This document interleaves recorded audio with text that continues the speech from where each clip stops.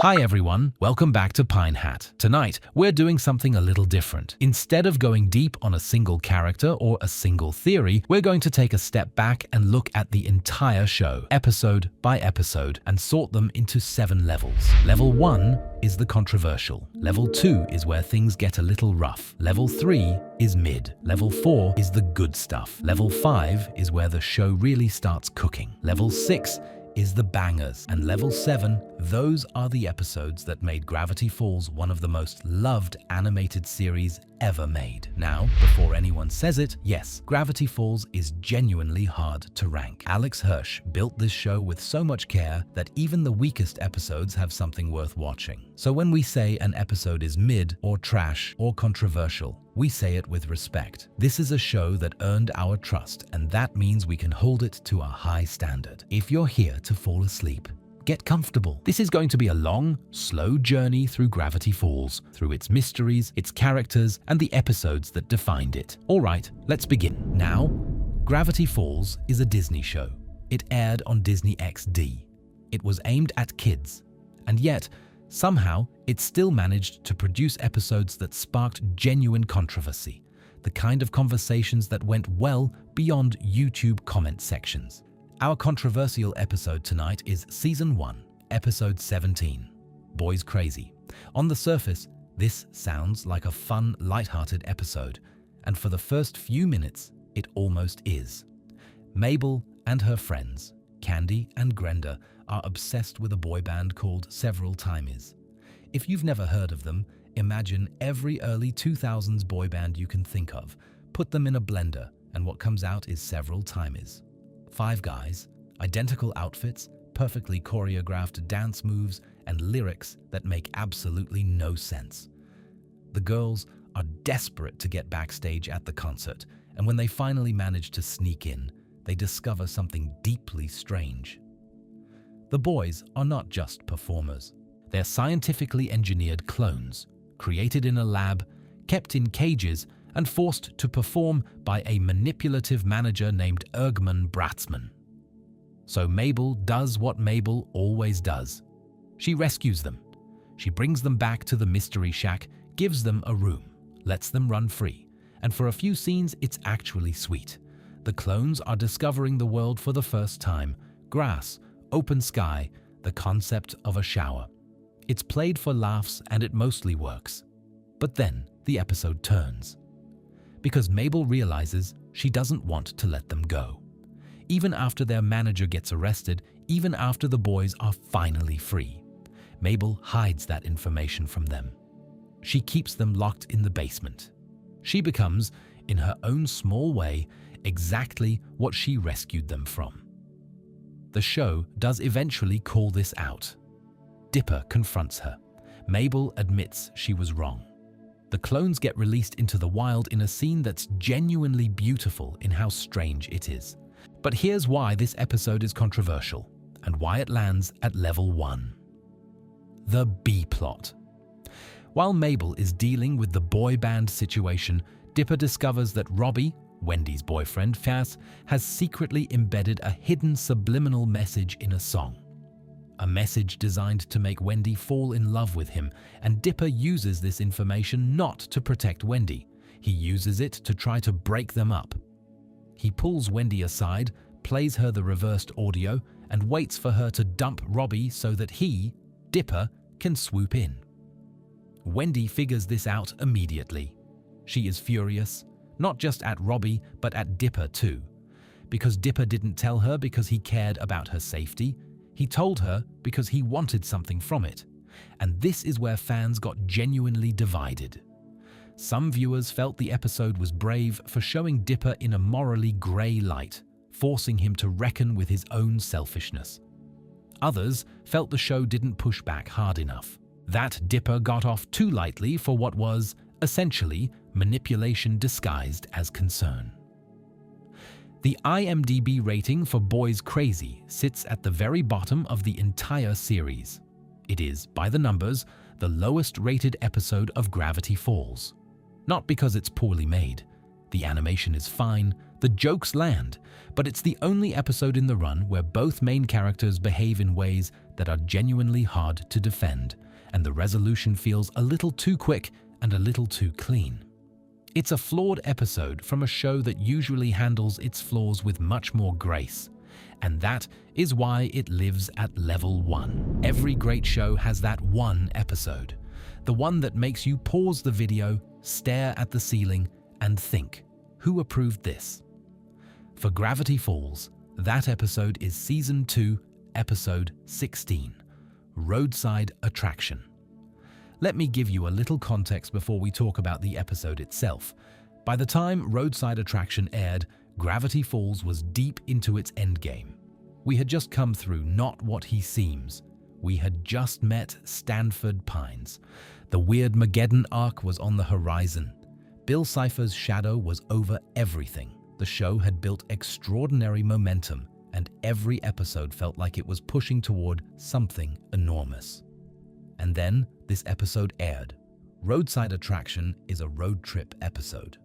Grunkle Stan decides to take the kids on a trip across Oregon to sabotage the competition, other tourist traps. Along the way, Dipper tries to practice talking to girls, meets several of them, accidentally leads all of them on at once, and learns a lesson about honesty. That's the episode. No Bill Cipher, no journal, no mythology, no mysteries. Just a road trip. Now, in Season 1, this would have been fine. Gravity Falls did standalone episodes well. Episodes like The Inconveniencing and Dipper versus Manliness were completely disconnected from the main plot and still worked beautifully because in Season 1, the show was still building its world. Standalone episodes gave the characters room to breathe and the audience room to get attached. But Roadside Attraction aired as episode 16 of Season 2, with only 4 episodes left in the entire series. After the show had already revealed that Bill Cipher was awake, that Ford was hiding something enormous, and that the apocalypse was coming. Having our characters go on a casual road trip to sabotage tourist traps at this point in the story feels like showing up to a fire with a garden hose. And the Dipper subplot doesn't help. His behavior in this episode is the most out of character he's been in the entire run. He's charming and manipulative and flirty with multiple girls simultaneously, which is just not who Dipper is. Dipper is anxious and overthinking and deeply sincere. Watching him play the field like a confident teenager is strange in a way the show never quite explains. The episode also wastes a genuinely great villain concept. Darlene, a spider woman who lures men into her web, is a fantastic monster for the show to play with. And the scene where she reveals her true form is legitimately creepy. But because this is a standalone episode with no real stakes, her threat evaporates by the time the credits roll. The IMDb rating for Roadside Attraction is 6.8. The lowest single episode score in the entire show. Gravity Falls critic consensus is nearly unanimous on this one. It's the wrong episode at the wrong time. A Season 1 idea that got lost and ended up airing when the show needed it least. It exists. It's not unwatchable. But it is the closest Gravity Falls ever came to wasting your time. That is Level 2. Level 3 is for the episodes that do everything right on paper, and still somehow don't quite land. Our mid-episode is Season 2, Episode 14, The Stanturian Candidate. The premise is promising. Grunkle Stan decides to run for mayor of Gravity Falls. Dipper and Mabel discover a tie, literally a magical necktie, that makes whoever is wearing it highly persuasive, almost hypnotically so. They use the tie to coach Stan through the campaign, and on the surface, there's a lot here to like. Stan running for mayor is exactly the kind of chaotic, low-stakes adventure Gravity Falls does well. The idea of Dipper and Mabel trying to manage their unhinged great-uncle through a political race is genuinely funny in concept, but the episode plays it completely safe. The joke is always the same. Stan says something inappropriate. Dipper and Mabel panic. The tie saves the moment. Repeat. The episode runs that cycle about 4 times without ever escalating or subverting it, which means the comedy loses its momentum about halfway through. And the villain, Bud Gleeful, Gideon's father, is used as the primary antagonist here, which feels like a significant downgrade after the show spent all of Season 2 building toward a cosmic-level threat. Bud Gleeful is fine as a background character. As a main opponent in a Season 2 episode, he feels thin. The Stanturian candidate has an IMDb score of 7.6, respectable but noticeably lower than almost everything else the show produced in its second season. It's the kind of episode that reminds you how high the bar usually is, simply because it falls a little short of it. There's nothing wrong with this episode. Stan's heart-to-heart with Dipper and Mabel near the end is genuinely warm. The tie gimmick is clever. The animation is as sharp as always. But it never quite reaches. It mistakes a funny premise for a funny story. And in a show full of episodes that do both, that gap shows mid. Comfortably mid. And that is level 3. Level 4 is where we start getting into the episodes that remind you why Gravity Falls built the audience it did. Our good episode is Season 2, Episode 10, Northwest Mansion Mystery. A ghost has taken up residence in the Northwest family mansion. Pacifica Northwest, the show's primary antagonist in Season 1, the girl who spent every episode making Mabel's life miserable, goes to Dipper for help. This premise alone is already interesting. Dipper and Pacifica have no reason to work together. He's seen through every layer of her performance since Episode 1. She knows it, and yet here they are, reluctantly, in her enormous haunted house. What Northwest Mansion Mystery does brilliantly is use the ghost plot as a frame for something much more emotionally complex. As the episode unfolds, we slowly understand Pacifica differently. We see the way her parents control her, a literal bell they ring to keep her in line, trained like a response. We see the history of the Northwest family, built on lies and cruelty and a broken promise to the people of Gravity Falls. We understand that Pacifica isn't just a mean girl. She's a kid trapped in a legacy she didn't choose. The scene where Pacifica finally defies her parents, opening the doors of the mansion to the townspeople, honoring the century-old promise her family never kept, is one of the most satisfying moments in the entire series. Because the show earned it. It didn't rush the redemption. It built it carefully across one 22-minute episode and made it feel real. Dipper gets strong material here too.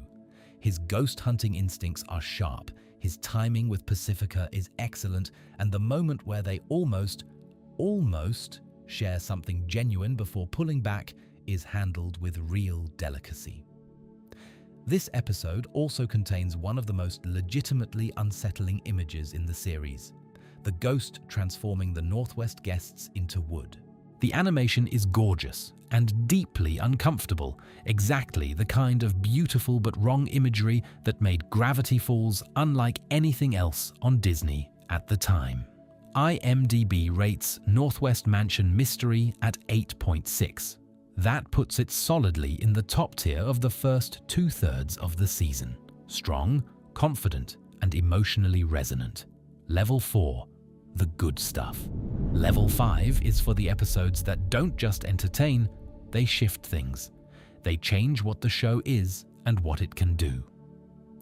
Our episode here is Season 2, Episode 2, Into the Bunker. After the Season 1 finale, we know there is an author out there. Someone who wrote the journals.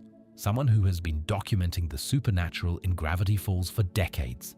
The journals are real, the mystery is real, and whoever wrote them is still out there somewhere. Into the Bunker is the episode where the search begins in earnest. Dipper discovers a secret passage in the woods using a blacklight on the journal's pages. He leads Mabel, Suze, and Wendy into a hidden bunker, fully equipped, fully stocked, clearly designed to withstand something apocalyptic. whoever the author is, they were not just a researcher. They were afraid. And then the episode introduces the Shapeshifter. The Shapeshifter is one of the most genuinely terrifying villains in Gravity Falls. Not because of what it does, but because of what it is. A creature that can become anyone. That has read the journal. That knows exactly how to get under your skin by wearing the face of someone you trust. The scene where the Shapeshifter cycles through different forms, Dipper, Mabel, Wendy, is beautifully handled. The animators make each version slightly wrong, slightly off, in a way that is hard to articulate but impossible to ignore. It is the kind of visual storytelling Gravity Falls was always exceptional at.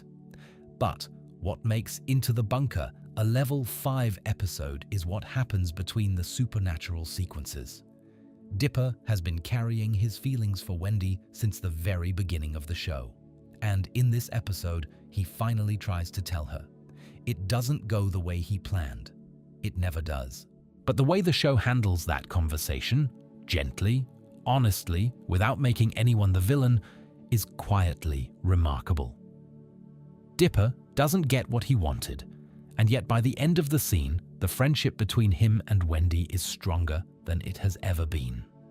That balance, emotional honesty sitting inside a supernatural thriller, is exactly what elevated Gravity Falls above its peers.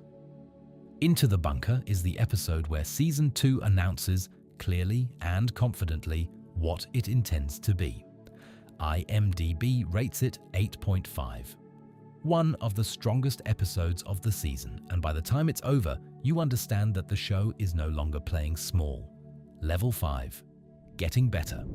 Level 6 is reserved for episodes where everything comes together, where the writing, the animation, the character work, and the mythology align into something that feels almost too good to be a Disney cartoon.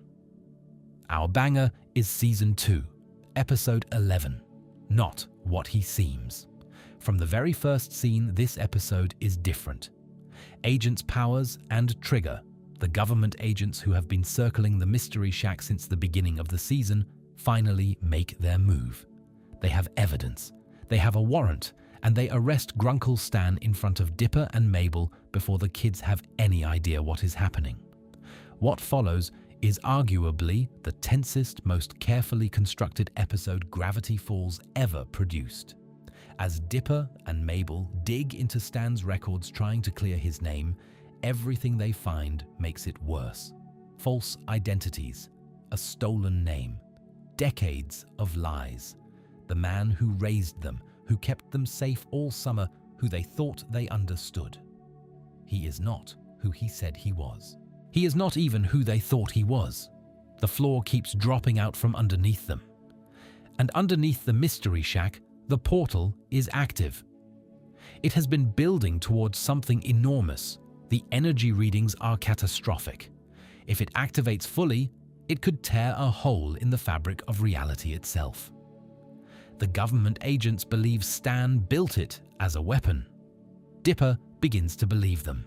The episode's climax is one of the most emotionally complicated scenes in any animated series of its era. The portal is moments from activating. Dipper has evidence that stopping it is the right call. Mabel has nothing but her instinct and her love for the uncle who raised her. Stan's only defense is 3 words: trust me, please. And Mabel has to choose. What makes this scene extraordinary is that the show doesn't tell you who is right. Dipper's logic is sound. Mabel's faith is genuine. The choice Mabel makes, the act of trust she extends to a man who has lied to her repeatedly, is not presented as obviously correct. It's presented as a leap, a real one, with real consequences, made by a 12-year-old girl who understands that sometimes love asks you to jump before you can see the ground. The portal activates. Stanford Pines steps through. The mystery that has run beneath the entire show finally resolves and immediately opens into something larger and more frightening than anything that came before it. Not What He Seems holds an IMDb rating of 9.4. It is one of the highest-rated single episodes of any animated series in the history of the platform. It earned every point. Level 6. A banger in the truest sense of the word. And now, we arrive at Level 7. These are the episodes that don't just define Gravity Falls. They justify it. They are the reason the show matters.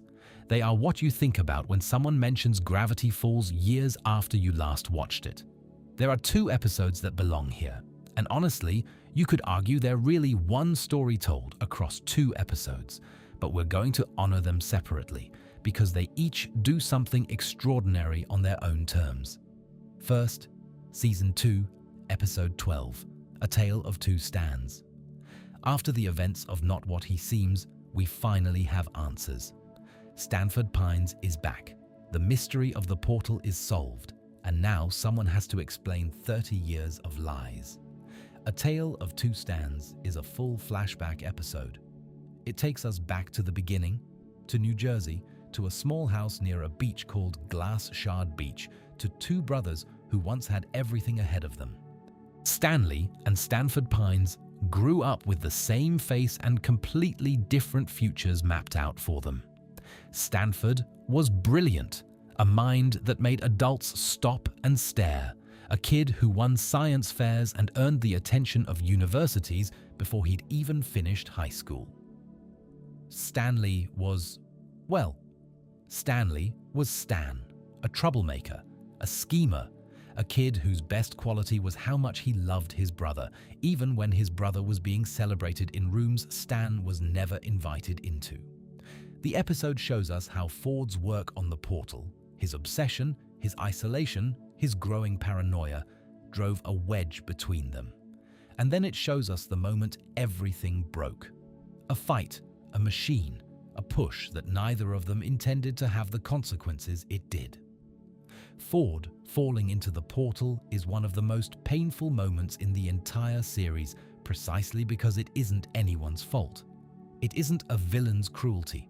It's 2 brothers who loved each other, who pushed too hard, who couldn't find the words in time. And then, the door closed. What Stan did for the next 30 years, teaching himself to understand Ford's work, failing 100 times, spending every night in that basement trying to bring his brother home, is the quiet heart of every episode that came before this one.